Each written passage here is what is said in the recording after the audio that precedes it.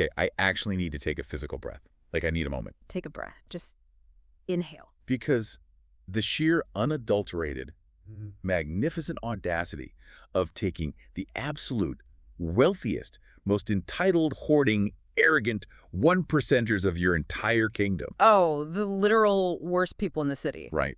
And inviting them to a royal candlelit banquet only to serve them literally cooked rats and horsehair beans. I am unwell. I cannot even process the level of petty, chaotic, unhinged energy Rhaenyra is vibrating at right now in her very first week as queen. It is the absolute definition of eat the rich, but, executed with a level of literalism that I don't think anyone in King's Landing was emotionally prepared for. No one. Least of all, Sir Torrent Manderley, who looked like he was desperately trying to figure out the exact social protocol for, pairing wine with a roasted rodent. His face. He was so stressed. But before we get into the tactical fallout of forcing the aristocracy to eat vermin, we have some business to attend to. Yes, we do. Babes, welcome back. We love you. We see you. And babes, the Sunday scaries are officially knocking on the door. But thankfully, dragons are way more entertaining than Monday mornings. Significantly more entertaining. And to help you all cope with the impending reality of your alarm clocks, tonight's official coping mechanism is the bourbon peach smash. Yes. Oh my gosh. Cheers to that. Let me clink your glass. Cheers. We muddled some fresh peaches, a little bit of mint, a very healthy, perhaps medically inadvisable pour of bourbon, a splash of ginger beer, and just a tiny squeeze of lemon. It is so good. It is sweet, it is strong, and it is absolutely necessary for emotionally preparing for another grueling work week. Clinking my glass to yours, my friend, and clinking to the entire Snark Squad listening right now. If you are dreading your commute tomorrow, just take a sip, take a breath, and settle in. Because today we are recapping Rhaenyra's disastrous first week in power. Total disaster. Complete mess.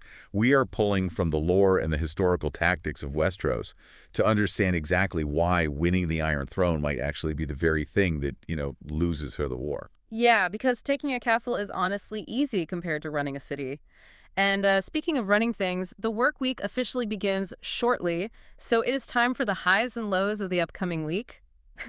Because the clinic waits for no one. It really doesn't. Okay, I'll start with the high, because we need some positivity right now. The one thing I am genuinely looking forward to this week is Mrs. G. Oh, I love Mrs. G. She is the best. She's coming in for her 6-month cleaning on Tuesday. She is 82 years old. She has impeccably maintained crowns, and she brings the absolute best neighborhood gossip. She is a menace in the best way. Literally. Last time, she gave me a 20-minute breakdown of the illicit affair happening on her homeowners association board. I am so ready for the season 2 premiere of her subdivision drama. I need to know what happened with the treasurer. You need those anchors in your schedule. You really do. My high is somewhat similar. I have a teenager coming in to finally get his braces off after 3 years. That's such a good feeling. The reveal is always great. Yeah. But the busiest, most soul-crushing part of my schedule is Wednesday. Uh-oh. What's Wednesday? I have a Wednesday block entirely booked with back-to-back root canals. No. Absolutely not. Yes. Just calcified, narrow, curved canals all afternoon. It's 4 solid hours of staring into microscopic infected nerve spaces while trying not to compromise the structural integrity of the tooth. It's awful. That is a nightmare rotation. Mm-hmm. Back-to-back root canals is the dental equivalent of walking barefoot across Legos. Just no. It really is. Well, my goal for the week, which feels entirely unattainable right now, is upselling at least 3 patients on Invisalign. Oh, are they on you about the quotas again? Yes. Corporate is breathing down the clinic's neck about our monthly quota, and I'm going to have to turn into like a used car salesman for clear aligners just to keep the lights on. It's so stressful. The administrative pressure is it's real. Which brings me to my absolute dread for the week, dealing with our front desk receptionist. Oh no, is she still messing up the schedule? Constantly. She has this incredible ability to consistently double book chair too. I'll be in the middle of a complex composite filling, and suddenly there's a patient just sitting in the hallway staring at me because they were scheduled at the exact same time. That is so awkward. Like, what do you even say? You just smile and sweat. It's why every Sunday night somehow feels like putting on metaphorical armor, preparing for battle, just to go look at teeth. I can physically feel the clinic walls closing in. I'm spiraling. But honestly, as much as we are dreading our schedules, our administrative nightmares are literally nothing compared to the logistical hell Rhaenyra walked into, which, Leads perfectly into the Uber Eats spiral we experienced about an hour ago. Oh my God, the absolute descent into fadness, because neither of us felt like cooking. Obviously, we were emotionally compromised by the Sunday scaries, so we decided to order dinner. Simple. Right, let's just get some pad thai. Comfort food. Right. Totally reasonable. We open the app. The subtotal for 2 people is $35. Very reasonable. But then the scrolling begins. You hit checkout. Subtotal is $35. Delivery fee, $9. Okay, fine. It's steep, but fine. But then the service fee hits. $6.50. For what? What service? And then taxes. And then obviously you have to tip the driver. By the time you get to the final total, that $35 pad thai is suddenly pushing $65. It's basically a car payment at this point. Literally. We sat there having a full existential debate about whether we should start meal prepping or just continue paying for the convenience and accept complete and total financial ruin. And we absolutely accepted financial ruin. We clicked order so fast. But the sheer audacity of the app just adding fees like it's throwing confetti. I was making the joke earlier. But somewhere in Westeros, even the dragons would refuse those delivery fees. They absolutely would. Can you imagine? Caraxes would look at a $9 fee for charred sheep, Screech, and just fly to the restaurant to burn it down himself. He is not paying that. It's extortion. But it is a perfect modern parallel to the economic realities we're about to discuss in King's Landing, though our other current financial drain is the book talk era we have officially re-entered. Oh my gosh, babes. The book talk girlies have me in an absolute chokehold right now. Reading has become my only escape. It is my favorite way to unwind after these chaotic clinic days. But the viral fantasy romance books currently dominating my to-be-read pile, it's completely unmanageable. I looked at the physical stack of books on your nightstand earlier. It is structurally unsound. It is going to collapse and crush you in your sleep. It's a leaning tower of smut and dragon. I'm not apologizing for it. But we do have to debate this because do the spicy book talk recommendations actually have a plot? Or are they just riding the hype train? I vote hype train. Right. Because I've read one this week where the world building consisted entirely of, like, there's a dark castle and a shadow daddy who is mean to everyone but me, and also magic exists. Don't worry about it. Exactly. They give you a map at the front of the book to make you feel like you're reading high fantasy, but it's really just a vehicle to get 2 angry people into a single bed at an inn. Oh, there's only one bed trope, the ultimate trope. I fall for it every time. But I have to confess to the Snark Squad, right now, I have realized that buying books and actually reading books are 2 completely different separate hobbies. 2 entirely different skill sets. Yes, and right now, the buying hobby is winning by a landslide. But babes, enough about our own battles. Let's head back to Westeros, where family dinners make ours look incredibly healthy. Oh, absolutely. Let's dive right into the reality of Rhaenyra's new administration. Because just like checking an empty bank account after an Uber Eats binge, Rhaenyra finally gets the Iron Throne. She achieves her life goal. Yay, good for her. But the second she sits on those swords, she realizes she is completely, utterly broke. It is so painful to watch. We need to talk about the logistics here, because her first days in power are a masterclass in bureaucratic hell. Like, first of all, the Red Keep is infested with rats, scurrying around the Iron Throne itself. And we have to explain the mechanics of why that is happening, because this isn't just a random plague. Right, it's a callback. Exactly.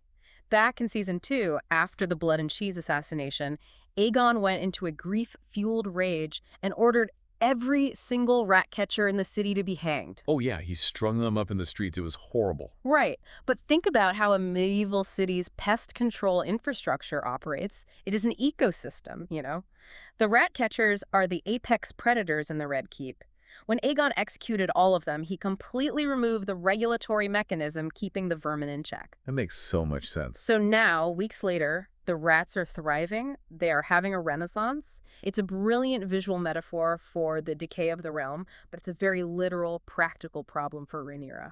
And that's literally just the tip of the iceberg. The granaries are empty, the small folk are starving, and then the biggest blow is delivered. The treasury's empty. Completely wiped out. Tywin Lannister, the master of coin for the Greens, saw the writing on the wall before Rhaenyra even took the city. He secretly shipped 3/4 of the crown's gold away. He divided it up. He sent it to Casterly Rock, to Old Town, and to the Iron Bank of Bravos. We really need to unpack the how and the why of this, because you cannot just, put the GDP of Westeros in your pocket and walk out the back door. No, it's not like he has a duffel bag. Exactly. Moving a national treasury during wartime is a massive logistical undertaking. Gold is incredibly heavy. One standard gold bar weighs about 27 pounds. Imagine millions of gold dragons. Oh my God. Right. Tylan had to organize hundreds of heavy reinforced wagons moving in the dead of night, loading them onto discreet merchant ships, all without alerting the gold cloaks or the spies in the city. It is the heist of the century. He pulled off an Ocean's 11 right under their noses. And the fact that he sent a massive chunk of it to the Iron Bank of Bravos, that is the true dagger in the back. It really is. For anyone who might need a refresher on Westerosi economics, the Iron Bank is the single most powerful financial institution in the known world. Do not mess with the Iron Bank. Never. They are located in Essos, across the Narrow Sea, completely insulated from dragon fire and Westerosi politics. Their entire philosophy is the Iron Bank will have its due. By depositing the crown's gold there, Tylan essentially put it in an untouchable offshore account. Oh, that is so shady. Rhaenyra cannot just fly Caraxes to Bravos and demand it back. The Iron Bank doesn't care who sits on the Iron Throne. They only care about the name on the deposit ledger. If Tylan opened the account in the name of King Aegon II, Rhaenyra is officially locked out. Which means she is effectively paralyzed. And you look at this tactic, this scorched earth strategy, and it is devastating. Because she can't pay her armies. She can't pay the gold cloaks. She can't buy food for the starving populace. She has zero liquid assets. Right. The only way she can generate revenue now is to heavily tax the people of King's Landing. And by forcing her to tax the small folk, the Greens are intentionally ruining her savior reputation. They are forcing her to become the villain. It is a brilliant economic maneuver by the Greens. They knew they couldn't hold the city militarily, so they decided to make the city unholdable. And you can see the toll this is taking on Rhaenyra psychologically. Her mental state is shattering. I was watching her in these scenes, and my heart was just breaking. Think about it.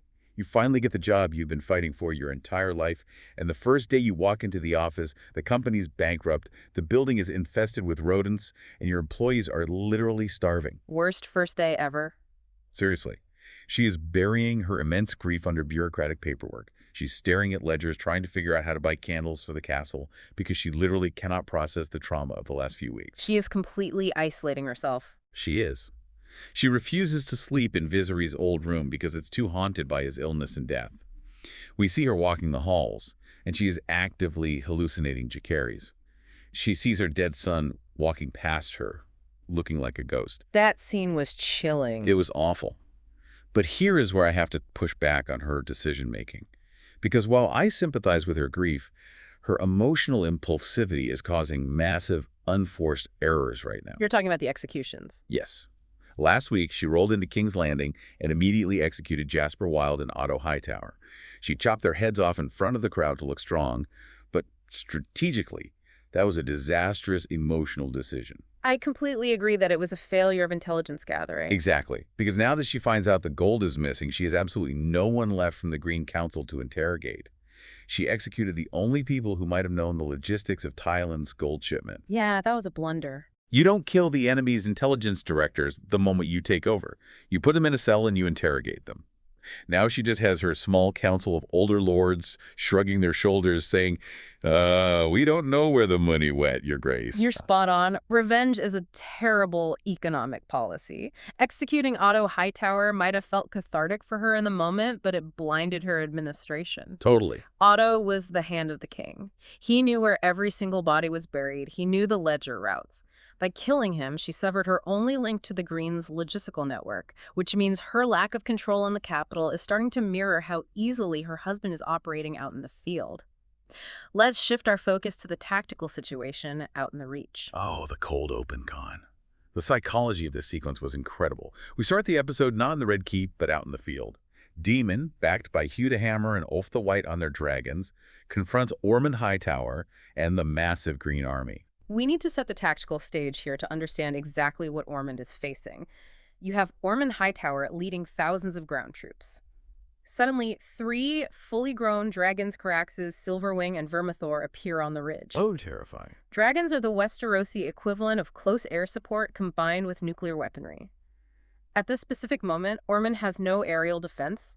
His army is completely exposed. Just the visual of it is insane. Demon sitting there in Craxes looking down at thousands of soldiers thinking he holds every single card. He demands Ormond's surrender. And Ormond, very calmly, assesses the situation and immediately bends the knee. Which is the only logical move. If he fights, his thousands of troops are turned to ash in minutes. By bending the knee, he vows fealty to Rhaenyra, agrees to march his host back to Old Town, and crucially hands over Alicent's youngest son, Prince Daeron Targaryen, as a political hostage to guarantee his good behavior. I was so tense during this scene because Daemon brings this kid back to King's Landing, this silver-haired, terrified, mute, teenage boy. And Daemon just casually strolls into Rhaenyra's chambers and says, "Oh, by the way, Ormond surrendered. Here's Daeron. You still have to kill him, obviously." He was so nonchalant about it. Just completely casual about child murder. Like, what is wrong with him? Well, you have to look at Daemon's logic here through the lens of Westerosi history, though. His logic is ruthless, but it is historically sound for a conqueror. Daemon is modeling his behavior on Aegon the Conqueror. Oh, of course he is. Right. But Daeron is Viserys' true-born son. He is a male claimant to the Iron Throne. As long as he breathes, there will always be lords in Westeros who might rally behind him to usurp Rhaenyra. Daemon understands that in this brutal political landscape, leaving a rival claimant alive is leaving a loose end that will inevitably start another civil war in 10 or 20 years. You secure the throne by eliminating the alternatives. Okay, I hear your historical precedent, but I am pushing back aggressively on the morality of it. Because Rhaenyra is desperate to be a just queen. She wants to rule like her father, Viserys, did, with peace, diplomacy, and consensus. But that's a fantasy. Maybe. But if she takes this innocent kid who grew up away from the capital, who had absolutely nothing to do with Aegon stealing the throne, and executes him in cold blood, it shatters whatever moral high ground she has left. It makes her a kinslayer. And we should clarify for the audience why kinslaying is such a massive deal in this universe. Yes, please. In the faith of the Seven, and in the old gods' traditions, there is no crime more cursed than shedding the blood of your own family. No man is as accursed as the kinslayer. If Rhaenyra kills her own half-brother, she isn't just making a political statement. She's committing spiritual suicide in the eyes of her subjects. Furthermore, she looks at this terrified boy, and she sees her own children. She cannot cross that line. You are identifying her central conflict perfectly. She wants the absolute power of the Iron Throne, but she is terrified of the blood that is fundamentally required to hold it. And because she refuses to kill a child to assert her dominance, she has to find another outlet for her wrath. She turns her frustration onto the wealthy elites of King's Landing. The ultimate petty dinner party. Oh my gosh, this was cinematic gold. Since she won't execute Daeron, she decides to punish the 1%ers. She discovers that while the small folk are starving to death in the streets, the wealthy lords and merchants have been hoarding vast amounts of food in their private cellars. Let's explain the economics of this hoarding. Because of the Velaryon fleet blockading the Gullet, which is the main shipping lane into Blackwater Bay maritime trade into King's Landing, has been completely cut off for months. Food cannot get in by sea. They're totally cut off. Right. So the merchants who already had stock realized they could create artificial scarcity. By hiding their food, they drive the prices of bread and meat into the stratosphere, engaging in massive war profiteering while the poor starve. Exactly. So Rhaenyra, furious at this betrayal, invites them all to a royal banquet, including Sir Torrhen Manderly. They all show up in their velvet doublets, expecting roast boar and arbor gold wine, and Rhaenyra serves them. Cooked rats. And horsehair beans. Yes. The exact, literal diet that the blockaded small folk have been forced to scavenge for. It is an incredibly visceral punishment. You watch these wealthy elites sitting there, terrified, looking down at plated rodents. And here's the genius of it. While they're being forced to choke down this rat meat at the Red Keep, the Gold Cloaks are simultaneously raiding their private storehouses all across the city. Rhaenyra then takes all that hoarded food, carts it outside the Great Sept, and personally redistributes it to the starving peasants. As a public relations stunt orchestrated with Mysaria, it is mechanically flawless. Think about what it accomplishes simultaneously. One, it literally helps solve the physical rat infestation in the castle by utilizing them for culinary purposes. So gross but true. Two, it punishes the corrupt merchant class without having to officially charge or behead them. Three, and most importantly, it wins the favor of the small folk. When Rhaenyra stands outside the Great Sept handing out bread, she is visually presenting herself as the mother of the realm. She is actively circumventing the High Septon, who famously refused to crown her, and taking the moral authority directly to the people. I absolutely love the PR moment, but I think you are underestimating the long-term danger here. You applaud the stunt, but I worry about the fallout. She just publicly, violently humiliated the 1%. True. She forced the wealthiest, most influential merchants and minor lords in the capital to eat rats. You don't do that and not make powerful enemies. These are the people who control the inland trade routes. They control the local economy. She doesn't have any gold, remember. Thailand took it all. She needs their money. Exactly. She needs these merchants who eventually pay taxes or lend her money to keep the city running. Humiliating them feels great for a day, but it is going to breed a deep, deep resentment. That is a very fair critique. She is prioritizing short-term populism over long-term economic stability. If those merchants decide to quietly stop sending their inland wagons to the city, the starvation will return tenfold. And this paranoia, this inability to trust the people around her, starts bleeding directly into her personal relationships. Which brings us to the heartbreak in the throne room with Corlys Velaryon. Oh, this scene broke me. It absolutely broke me. Corlys Velaryon, the Hand of the Queen, formally approaches Rhaenyra with a deeply personal request. He confesses his lineage, acknowledging that the dragon seeds, Addam and Alyn of Hull, are his bastard sons. Which everyone already kind of knew. Right, but he officially says it, and he asks Rhaenyra to legitimize them, to make them true Velaryons by royal decree, so that his legacy can survive and he can name Alyn his heir to Driftmark. From Corlys's perspective, it is a perfectly reasonable request for a loyal hand to make of his queen. He wants to secure his house's future. And Rhaenyra just coldly, flatly refuses. She completely shuts him down. And Corlys, he explodes. The raw, unbridled rage from Steve Toussaint in this scene is breathtaking. He screams right in the middle of the hall. He screams that her own sons, Jace, Luke, and Joffrey, were all bastards. He finally said it. He demands to know why her children get titles, dragons, and inheritances, while his blood is denied. It is the unspoken truth of the entire Dance of the Dragons finally being yelled out loud in the Red Keep. The tension has been building for literally decades. I was spiraling watching this, because you have to think about what Corlys has lost for Rhaenyra's cause.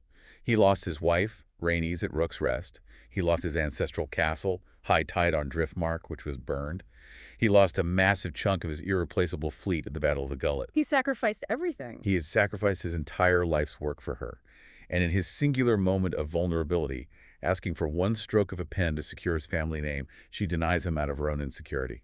I desperately wish they could just go to family therapy. Like, sit down with a mediator and talk about your feelings. But you have to realize this isn't about feelings, right? It's about political survival. Let's break down the mechanics of Westerosi inheritance and why Rhaenyra's political paranoia here is entirely justified. Okay, defender, let's hear it. The word bastard is the single biggest existential threat to her entire claim.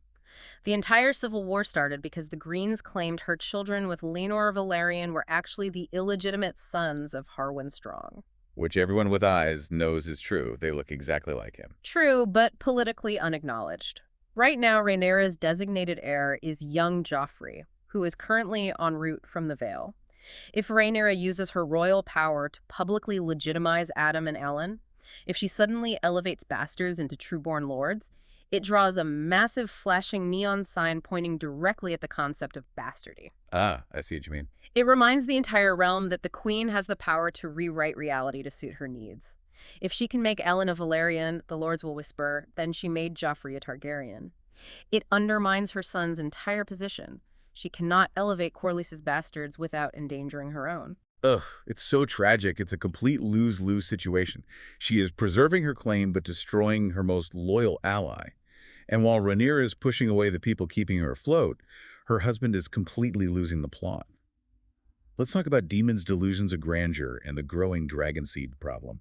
Oh, Daemon is back in the Red Keep, and he is looking at the map of Westeros and deciding it simply isn't big enough. He's ridiculous. He tells Rhaenyra that with their current air superiority, they have more dragons right now than Aegon the Conqueror had when he took the continent. They shouldn't just stop at King's Landing. He wants to conquer Essos. He wants to conquer the Free Cities. It's so unhinged. He starts talking about conquering Yiti, which, for context, is essentially the mythical far east of this world, thousands and thousands of miles away. He talks about cities where men have wings. He has visions of a global, never-ending empire. Rhaenyra shuts him down so fast, and rightfully so. She cites the Doom of Valyria, and for anyone who doesn't know, the Doom of Valyria was a cataclysmic volcanic event centuries ago that completely destroyed the ancestral home of the Targaryens. It wiped them out. Exactly. The lore implies it happened because the Valyrian dragon lords grew too arrogant, delving too deep into fire and blood magic. Rhaenyra reminds him that unchecked expansion and arrogance with dragons leads to complete global destruction. So she basically grounds him. Like a teenager. Literally. She sends him away to the Vale to collect gold from Lady Jane Arryn and to track down this wild dragon sheep stealer that's supposedly roaming the mountains. Just go to your room, demon. It is a very smart political move by Rhaenyra to physically remove him from the capital. He is a destabilizing force. But while he is dreaming of being Alexander the Great, the actual assets of their army, the new dragon seeds, are getting way too comfortable. Oh my gosh, Hugh the Hammer and Ulf the White are becoming a massive headache. Hugh corners Rhaenyra and demands that his ancestral home be restored and given to him as a reward. Ulf is walking around the Red Keep, complaining loudly that he hasn't been paid his promised gold. They are treating this like a terrible freelance gig where the client won't pay the invoice. Because that is exactly what it is to them. And here is my major critique of Team Black's management style. Rhaenyra and Daemon have just handed the equivalent of nuclear weapons to two commoners who have zero inherent blood-tied loyalty to House Targaryen. Zero. And how are they treating them like unvalued, expendable employees? Rhaenyra brushes Hugh off because she's busy with paperwork. Daemon looks down on them with utter aristocratic snobbery. This is a massive, massive red flag. If you do not pay your mercenaries, and your mercenaries happen to ride giant fire-breathing monsters, you're going to face a catastrophic union strike. A union strike with fire. I love that framing. And think about the logistics of just feeding these new dragons. Vermithor and Silverwing are massive. They require thousands of pounds of meat a week. If Tylan stole all the gold and the merchants are hoarding the food, how is Rhaenyra going to afford the upkeep on these beasts? She can't. Exactly. But returning to Daemon, I will argue all day that he is entirely projecting his own insecurities here. Think about his arc. He went to Harrenhal. He spent weeks hallucinating. He tried to raise Riverland's army to take the throne for himself, and he completely failed. That is true. He finally realizes, on a deep psychological level, that he can never truly rule Westeros, because the lords of the realm will never accept him as king in his own right. So what does his ego do? It pivots. If I can't have this. Exactly. Fine. If I can't be king of Westeros, I'll be the god emperor of Essos. He is trying to conquer the known world because he feels deeply impotent at home. It is classic, toxic overcompensation. That is a brilliant read on his psychology. He only cares about the glory of the conquest, not the tedious administrative reality of ruling, which is the exact opposite of what Rhaenyra needs right now. And ironically, she ends up finding the most clarity from the person who is supposed to be her greatest enemy. Let's discuss her visit to Alicent. This was my absolute favorite scene of the episode. With her husband dreaming of global domination and her hands screaming at her, Rhaenyra goes down to the chambers where Alicent and Helena are being kept under house arrest.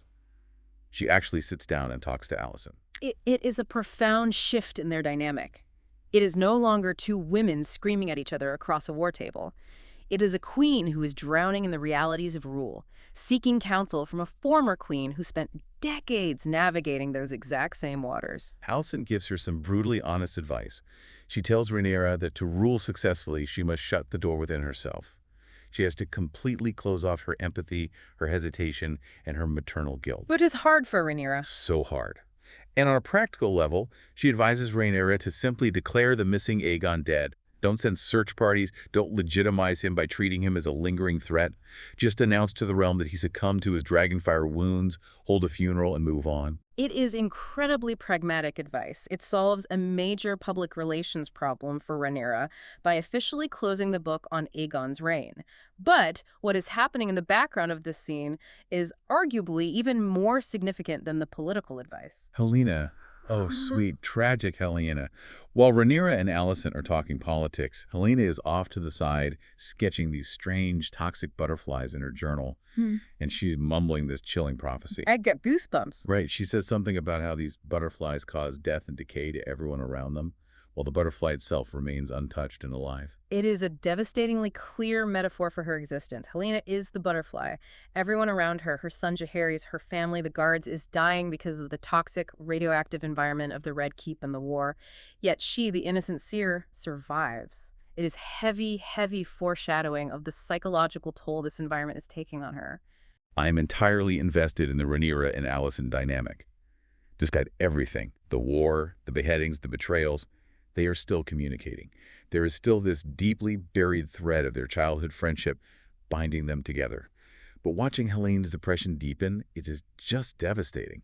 She's a prisoner of her own visions as much as she is a physical prisoner in that castle. And that feeling of being trapped, of being boxed into a corner, brings us to the final explosive moments of the episode. The fake-out reveal and the trap at Tumbleton. Yes, oh my gosh. Rhaenyra, trying to show that sliver of mercy she still has, decides to let Alicent see her son Daeron before Daemon's hostage is sent off to the Night's Watch. She brings Alicent to the room.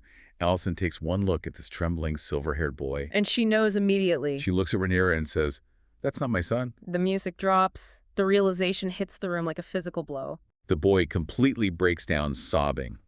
He confesses that he is just a merchant's son. Ormond Hightower forced him to bleach his hair to look Targaryen, and Ormond threatened to hang the boy's mother if he didn't play along and surrender to Daemon. It is a brilliant, brilliant deception. While Daemon was flying back to the capital, patting himself on the back for winning a bloodless victory and securing the realm, Ormond was executing a masterclass in misdirection. He played Daemon so hard. He used Daemon's own arrogance against him, but the other shoe drops immediately. Literally seconds later, a bloodied, beaten dragon keeper bursts into the hall with urgent news. Ormond's surrender was a complete trap. While Daemon was flying away with a fake hostage, the massive Hightower army marched on the market town of Tumbleton and violently sacked it. And the real Daeron is there, with his blue dragon, Tessarion. We have to analyze why Ormond's tactical genius shines here. Tumbleton isn't just a random town, it is a major strategic market town, essentially the last line of defense before the capital. It's right on their doorstep. Exactly. By taking it, Ormond has positioned his army dangerously close to King's Landing. But he didn't just take the town, he took the entire civilian population hostage. And crucially, Hugh the Hammer's wife had fled to Tumbleton earlier in the season to escape the starvation in King's Landing. Oh, that's right. She is now trapped there as a hostage to the Greens. Rhaenyra is completely boxed in. Think about her dilemma. She has the dragons. She has the firepower with Syrax, Vermithor, and Silverwing to fly to Tumbleton and turn the Hightower army into ash. But she can't burn the army without mass slaughtering her own innocent subjects in the town, the very small folk she just spent the whole episode trying to feed and win over. Ormond executed a classic pincer movement, but with human psychology. He played the rogue prince perfectly, he kept his true heir safe, he kept his dragon safe, and he effectively neutralized Rhaenyra's weapons of mass destruction by using human shields. It's sickening but brilliant. It is brutal, but it is flawless military strategy. Rhaenyra's face at the end, realizing she has been completely outmaneuvered on the board, incredible television. Unbelievable ending. Okay, babes, we need to take a breath and transition into our segments to process all of this. First up, the Iron Throne power rankings. Who gained the most power this week? I am coming out swinging for my #1 candidate, Ormond Hightower, for all the tactical reasons we just discussed. He faced down 3 full-grown dragons with nothing but a land army, and he walked away with his forces intact, his dragons secure, and a key strategic town captured. He outthought Daemon Targaryen, proving that intellect can still beat pure firepower. Okay, I hear your tactical argument for Ormond, but I am going to defend my girl Mysaria as the true power player. Interesting choice. Mysaria is the one holding Rhaenyra's reign together right now. She successfully managed a massive, potentially fatal PR crisis. She orchestrated the rat banquet and the food redistribution, which kept the small folk fed and loyal. Without Mysaria's deep understanding of the city's underbelly, Rhaenyra would have faced bread riots in the streets within days. Mysaria is the true power behind the throne. Mysaria played the PR game incredibly well, but PR doesn't stop advancing armies. I will, however, offer an honorable mention to Tywin Lannister. Oh, definitely. The man is currently on a boat somewhere in the Narrow Sea, but he successfully hid the nation's entire GDP. He single-handedly crippled Rhaenyra's administration without shedding a drop of blood. A true financial mastermind. Fine, Tywin gets a point for the heist of the century. All right, next segment, Dragon of the Week. Who is our MVP? Who dominated? Who disappointed?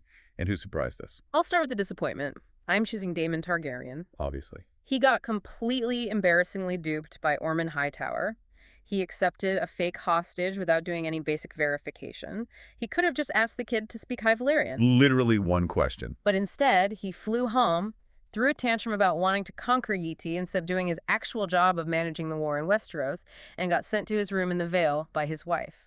A massive strategic disappointment this week. I completely agree on Daemon. He wanted to play Risk on a global map instead of dealing with reality. For who dominated, I am arguing that the rat banquet itself was the ultimate MVP move. It was such a visceral, dominant display of power by Rhaenyra, forcing the people who starved your city to eat the literal bottom feeders of the castle. It was poetic justice, and it dominated the social hierarchy of King's Landing. It was a dominant move, even if I think it will backfire economically. And for who surprised me, I have to give it to the poor fake Darren kid, played brilliantly by Benjamin Evan Ainsworth. Oh, that poor kid. This kid survived a field encounter with 3 massive dragons, then survived being brought into the Red Keep, standing in a room with the rogue prince and 2 queens, and he did it all through sheer petrifying terror. He held the lie until the very last second. He was surprisingly resilient for a merchant's son and way over his head. Protect that kid at all costs. Send him to the wall, give him a warm cloak, just get him out of this family drama. Okay, moving on to our next segment. If we lived in Westeros, this is where chaos ensues as we debate our survival skills in the 7 Kingdoms. The first question, which house are you joining? Well, this is easy. I am joining House Tyrell. Send me to Highgarden immediately. I want the Arbor Gold wine, I want the floral aesthetics, I want the cheese, and most importantly, I want the lack of immediate freezing weather. I do not want to be near the wall. I want to be in a lush garden, gossiping. Typical. I am choosing House Hightower purely for the tactical advantage. They have the Citadel, they have the accumulated knowledge of the Maesters, they have the wealth of Old Town, and clearly, as Ormond demonstrated, they have the strategic brains to outmaneuver Targaryens. Nerd. Okay, second question. Do you want a dragon? Hell no. Absolutely Are you not. kidding? Why not? Think about the maintenance. We were just complaining about a $9 Uber Eats delivery fee for pad thai. Do you know what the delivery fee would be to transport 3 dozen live sheep to the dragon pit every single day? The financial upkeep would ruin us. Plus, they smell like sulfur and roasting meat constantly. I prefer a well-trained horse. Okay, you make a fair point on the sheep budget. I'd want one for the morning commute to the clinic. But you're right, the upkeep is atrocious. Third question. What is the first mistake you'd probably make that would get you killed? Realistically, I wouldn't last 48 hours. I would probably correct a High Lord's grammar during a small council meeting, insult his tactical intelligence, and get thrown out of the moon door. Your sarcasm absolutely would not survive a feudal monarchy. You'd be gone on day 1. My first mistake.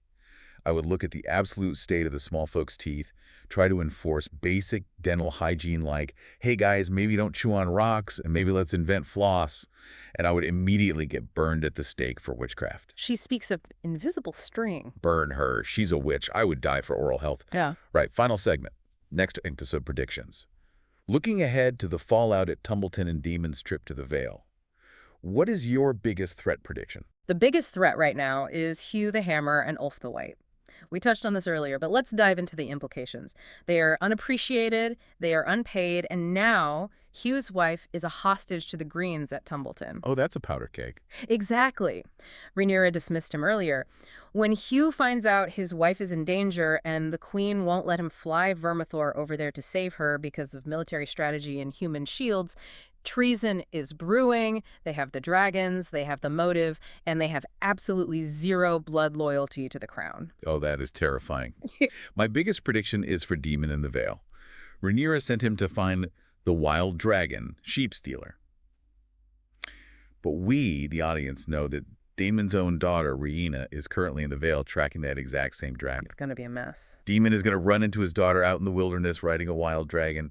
It is going to be the most awkward, tense family reunion ever. That is going to be a fascinating psychological dynamic to watch unfold. The biggest opportunity next episode. The real Daron stepping out of the shadows. We've heard about him for seasons. We've seen his fake counterpart. But now the real Daron has to prove himself at Tumbleton with Tessorian. This is his moment to show if he is a true player in this war or just a pawn for Ormond Hightower. Yes. Let's see, the Blue Queen, Tessarion, in action. Okay, and I have one completely unhinged theory that somehow feels possible. I think Helena is going to use her toxic butterfly magic, whatever that prophecy meant, to intentionally take herself out of the game. Wow. I don't think someone is going to murder her. I think she is so deeply depressed and so tired of watching everyone around her die because of this war that she is going to find a way, maybe through her visions or some old Valyrian magic, to just end it on her own terms so she doesn't have to be the surviving butterfly anymore. It's a dark theory, but given the narrative focus on her autonomy and her visions, it's tragically plausible. It breaks my heart even thinking about it. But babes, that brings us to the end of our conversation on the absolute mess that is Westerosi politics. But before we go, we want to leave you with one final provocative thought. We saw the High Sept in this episode aggressively refuse to legitimize Rhaenyra's food distribution. He truly believes, and he preached, that dragons are profane magic that only destroy and do not create. Yeah, he hates them. So think about this. If the Faith of the Seven truly believes the Targaryens and their dragons are demonic entities, what happens if the Faith decides to actively militarize? While Rhaenyra and Aegon are busy destroying each other in a civil war, could a religious uprising from the small folk and the Faith be the real threat that brings the dragons down? Oh, chills. Imagine a holy war against the dragons. I love that thought. Snark Squad, we want to hear from you. Jump into the comments or hit us up on socials. We have 3 questions for you this week. Number 1, what's the absolute craziest, most offensive Uber Eats fee you've ever paid? We need to know we aren't alone in this suffering. We really do. Number 2, what book are you currently reading to escape your own reality? Drop those book talk recommendations. And number 3, which House of the Dragon character do you trust the absolute least right now?